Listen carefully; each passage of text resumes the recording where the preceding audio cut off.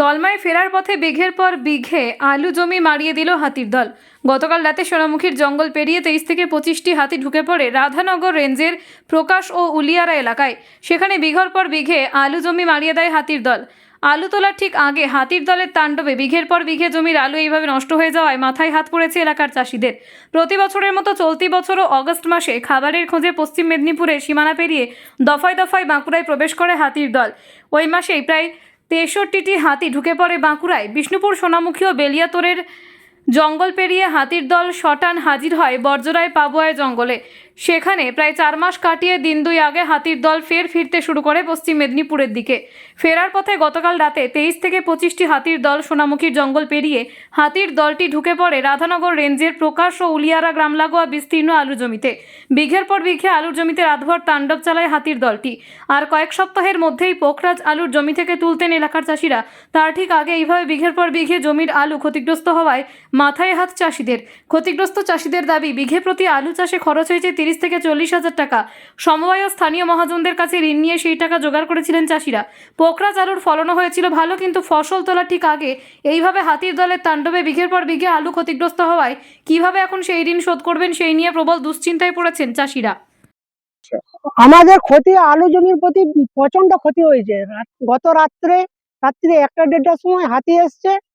আমার সোনামুখী থেকে জয়পুর জঙ্গলে পার করছিল। আমরা মাঝে আছি, মাঝে চাষবাস করি ঋণ করে, কিন্তু আমরা আলুর যা অবস্থা করে দিয়েছে, আমরা ঋণ কি করে শোধ করব? আমরা তো চিন্তায় আকুল হয়ে আছি।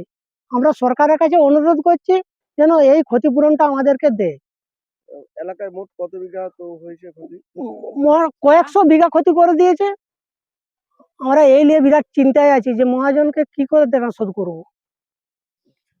কি করবেন এবার তাহলে? এরপরে মহাজনের হাতে পায়ে ধরে গা, যে বলবো যে এই ক্ষেপে আমরা শোধ করতে পারছি না, তাছাড়া তো কোনো উপায় নেই। লোকালয়ে কেন চলে আসছে? হাতিকে বন দপ্তর নিয়ন্ত্রণ করতে পারছে না? বন দপ্তর থেকে তো কোনো সহযোগিতাই পাইনি আমরা। কালকে চলে আসছে লোকালে, প্রচন্ড পেছনে তাড়া করছে মানুষ, তার পরিপ্রেক্ষিতে প্রচন্ড ক্ষয়ক্ষতি হয়ে গেছে। আপনার নাম? আমার নাম বাসক পাল। কি ক্ষতি হয়েছে, কি সমস্যা?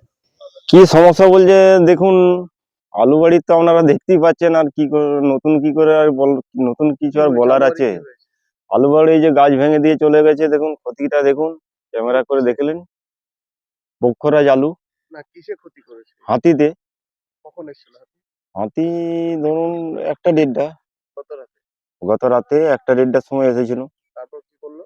তারপরে ধরুন এবারে এই আলু জমিতে কি করলো? আলু জমি নষ্ট করে দিয়ে চলে গেছে। আলু জমির উপর দিকে পেরিয়ে গেছে। কতটা ক্ষতি হয়েছে আপনাদের? আমাদের প্রায় সব মিলিয়ে ধরতে গেলে মানে কয়েকশো বিঘা ক্ষতি হয়ে গেছে। এই আলু চাষ করতে কতটা খরচা হয়?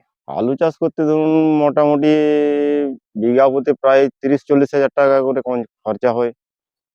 50ও পেরিয়ে যায়, যে বছর বীজের দাম যেরকম থাকে সেরকম হিসাবে। ঋণ করে চাষ করি আমরা লোন নিয়ে চাষ করি। তাহলে এবারে যে আলু ধ্বংস হয়ে গেল, কি করবেন? সেটাই তো আমরা সরকারের পক্ষ থেকে, সরকারের এখানে ওইটাই বিনতি অনুরোধ করছি যে যেমন এটা সরকার পক্ষ একটু আমাদের দিকে চেয়ে দেখে, গরিব মানুষের দিকে। সমস্যা মানে তো কি করে আমরা এই ঋণটা কি করে শোধ করবো? সরকার মানে কোথা থেকে দেবো আমরা মহাজনকে কি মিটাবো? কাছে পিঠে তো জঙ্গল নেই, হাতি লোকালয়ে চলে এলো। হ্যাঁ, লোকালয়ে চলে এলো। আতঙ্কে রয়েছেন আপনারা? হ্যাঁ, আতঙ্কে তো রয়েছি, পুরো আতঙ্ক।